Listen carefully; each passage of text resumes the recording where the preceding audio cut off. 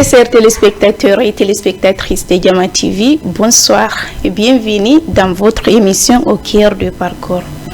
Aujourd'hui, nous avons l'honneur de recevoir un invité, un jeune très talentueux. C'est un artiste qui allie rythme, mélodie et message puissant dans ses chansons. Donc, on va lui laisser le temps de se présenter. Donc, King Joe, comment tu vas? Ouais, ça va, sister Jam. Jam, ku fewni? Ouais, ça va, alhamdulillah. Noël de moƴƴa? Ouais, Noël de moƴƴa mi hewti e jam. Woni cool. Mi woni cool, mi hewti e jam ko Diamant TV, mi yuro téléspectateur be kala wonno e sibude nini. Remi do yuro mandina mo si show boy pay ko mabbe ko. OK, merci mais da watti ya moƴƴide. Seeda tum do way tak. Mi remarque ka clip jima da watto wa moƴƴa donc falandugo ko moni styliste joma on. Fuɗɗoren ɗon tawa dis jangu miɗo ɗuuɗi seeɗan parce que wono billo wattaylan way billo style et kana donc no ɗuuɗi donc quand même tu t'habilles bien. OK, donc en fait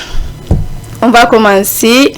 Tu vas te présenter brièvement. Présente da e famɓe ma wonɓe ma darde ɓen hande ni parce que woɓɓe ara wowma andugol mais woɓɓe kadi va te découvrir aujourd'hui ka donc fale a présente ɓen iyayi ɓe maɓɓe hande pour la première fois. non faali haalnamen kono indeteɗa ton parcours un peu indema tigi tigi on arana parce que na King Joe inteɗa tigi tigi. Non ko King Joe minte. non a jonna men prénom et un peu ton parcours aussi. Non way ko Ishoboy King Joe fuɗɗiɗo musique depuis 2018 no base Dakar ɗo miɗo évoluide ɗo doy. Mais awara ko mi ali gonde wala indimande no Joe sai ni tu Joe wala Ishoboy ngo non minete ko non nena innila King Joe. King Joe moi ko mi andi King ça veut dire no King on tawa ka ni tu Joe ni en vrai indemande. OK, donc le King on ka wadi modon mais même fi no tawanda sirnoji ko wayte detede kon foko King Joe donc afale nugo ka woni roi artiste be bendo. Ouais, comme mi do tawa e mabbe de mi do tawa sur le parmi mi do tawa e mabbe King ouais. OK, love ngomi King love. Merci à ni love avant hari ko rap wada no da. Ouais, avant ko no yaltanda ko rap arda e love ka ko ba ko inno yimbe ben darta. Non mi tantu kum piu non tum marsi jonnon golle site a wadi piu ngara da jokki golle depuis nibi da depuis ngutu no ya hali mi sikki site ya sengo go atappi don tundo marsi a cite don walla kono ngero don continuer tare ko don continuer ni ko don ngoti fi wondi no ngolla o long donc ke ko ne mon bono accudo da rap pon fuddi da don do ko kiddo pigati ko music ko bona my love music ko mo fuddor da love. Non, hari depuis avant mais no love tant que mon groupe hari même mari sonji love mais ko halu mi fama fuddori ngo mi anibito awacho halana jar kon no mi fuddori après don no ngom fuddi wobbe goyni pourquoi pas me cita no mi continue bazo zara mi mako a joni mi wada mélange piji din fo o ti kadi jonno jangude wawa dum non quoi parce que musique et ça wade ma jangana anda kon no duwa kono on doit avoir des musiques. OK, c'est bien. Jonno en fait valde kadi andugo ko ane hombo fudida musique on e fion parce que golle buyno wodi ni ngi remarqué do fopna te wadugo musique. Donc golle buyno wodi ko wadete fion no ngande tanda musique on fion no ko musique on dettuda. Déjà mi atata ko ane min nebi ko fuddi ara andu belambe si tawi ara ko fi buzz mi fala no musique. Ara mi accitino depuis le début quoi parce que mineno on tando menen ko me fuddoto hari wono TikTok duda yaltugol menen ngari ko affaire de groupe WhatsApp jidin groupe jidin tanko di jawno do menen konta men fuddi mais ya on tan no groupe jidin lanci mo be amen kadi no continue so me mun no gollude jonno ko ane 2018 donc en ce moment ko rapport no da wadde wano 2017 2018 on tan no rap men wada no mi ya 2020 22 mi wani mi base afro on quoi arda non ko afro pastoral OK, donc est-ce que la mari métier goni ko nda wadugol la mari métier ni da wadde métier ka ko musique on tum baji da yamo parce que c'est pas facile surtout à Dakar. Non mi do huccitorade wonne resande pas non ka ko woltako non no lo sa mi mersirta gollande min avant mi fembay non de mar salon mi mersira dum non puisque goddo annande ko watta o ta hersir dum non quoi joni da continuer joni salon on ka acciti no wonde tun e waade puisque joni mi occupike to no yarata non doy ne bita programme ande émission da jango to da mari to yawgol studio e wata tanji dim fo mais mi do débriade doy ke joni da hebde soutien ni yimbe kon ma walitade seeda wobbe ni les promoteurs et autres là je dis promoteurs les producteurs et autres da hebde qualité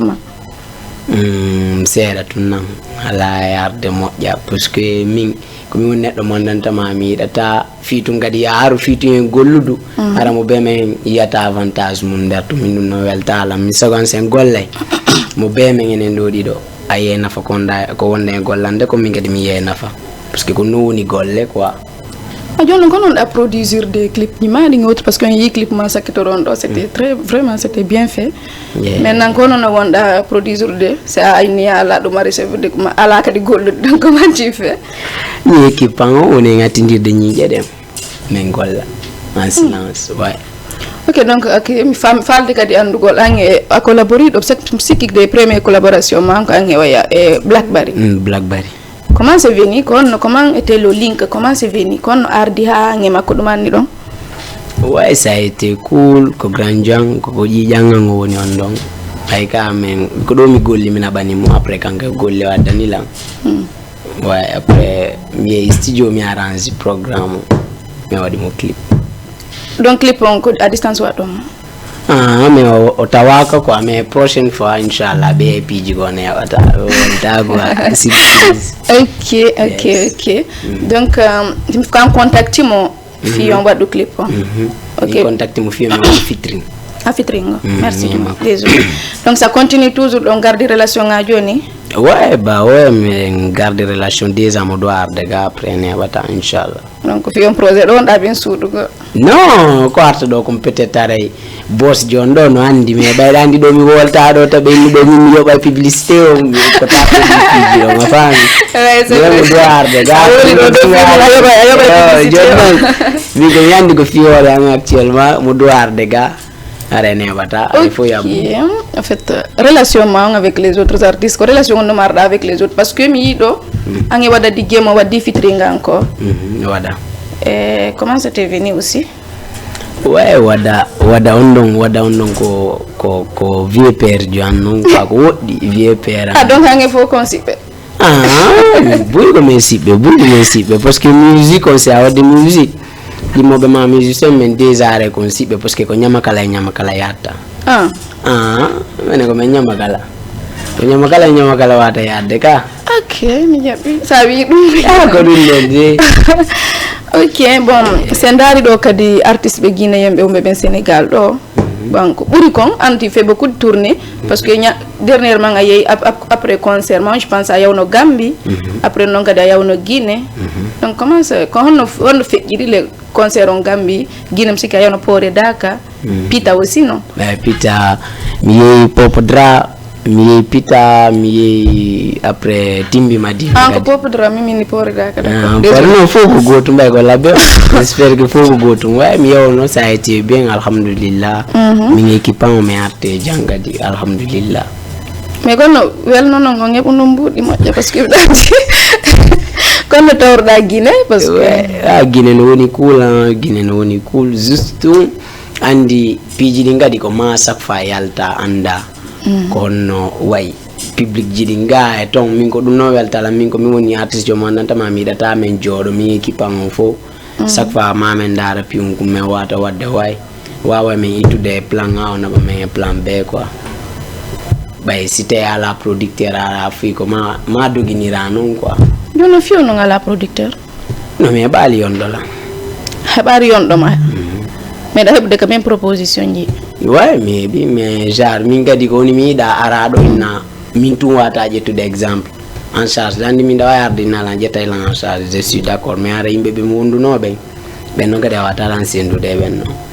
acino akki est ce que no ida gollude taw parce que promoteur be ngad be wata investi su golle goddo say wala gollude est ce que non anti ida gollude anti ti sanko ida gollude ko promoteur yo dettira ma inna produisete no si mi alano gollude kambe taw déjà be propose tanola a fami si mi alano kadi gollude émission ji bube no talan ko stedo gollude be wala fima ka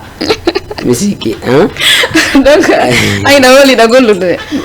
non dum no ko public on jisa ouais vraiment vraiment public on jisa jisa mama sakitida wadugol on c'est à féliciter yeah, est ce que awa me gadangol don akapela ngokul kapa jomba nati c'est pas jiwo jiwo ay kangari mara sinta mu makore mum falante ay kamase mara jalba mu makore mu dante jaka fewno musino ko antungaru no tambiti fewno nyawsino ko antungaru no eltini. Ouais, c'est bien. Donc tu dis fin de musuno et fin de tam. Donc ko fi hambo wono da wolde don filmu parce que ko fi hambo wolda filmu hambo ne onci wa walliti do ma. Non, andi do no mi do ayude dum e jar histoire. Mi ara mi winda a fami. Mais min ko mi nangi si goddo wadani ma comme fewndu musi tampi o wari binde ma don o dogali ma parce que si anawni do tunta go bus ko don anda tagido ma e kanyo ma buy o mama don be sikay c'est fini pour toi avant mi lanni artata jar mingo non mi sifadi mpiji bus me buy himata ka di sifadi zardi meme mi do yidi reconnaissance go wona reconnaissance mi sawani lampi mi reconnaissance ay wa awani lanundo ni ga valen go te reconnaissance pourquoi pas donc avala to ngi ko histoire goddo go dettuda don na en fait na ko goddo fejje horema en fait min go mi docteur love mi do ayude do joni no jodo da do no labira da do ni mi jodo winde mi explique dum do nyande go mi ari ko Jama TV ni mi yodo me jodi que c'est comme ça ok alors quand comment je vais dire ça clip marron avec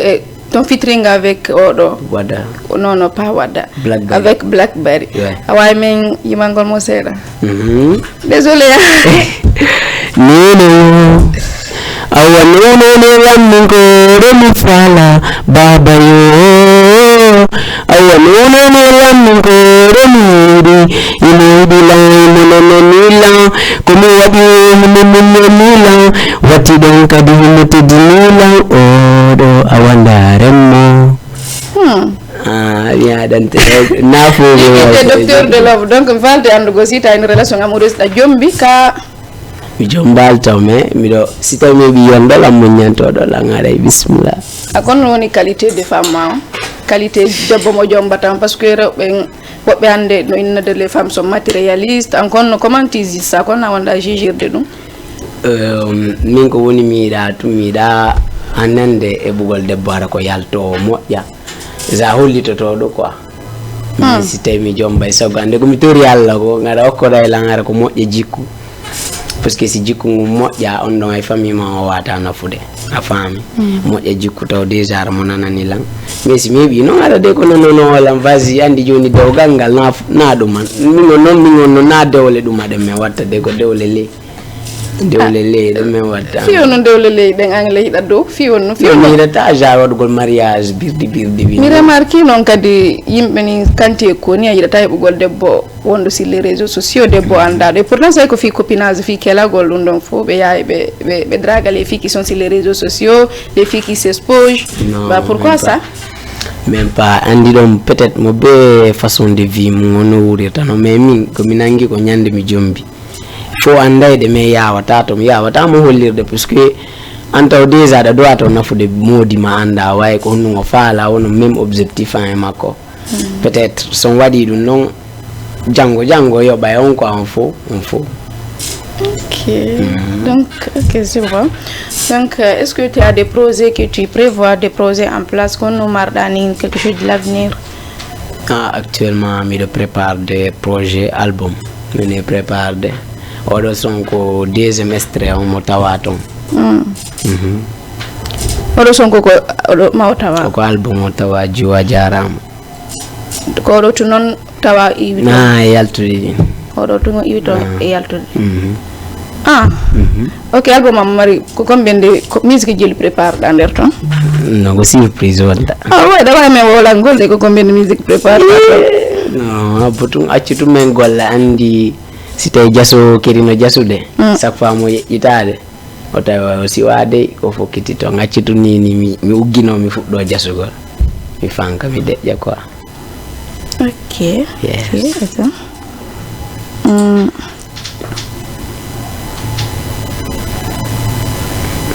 Ah, désolé.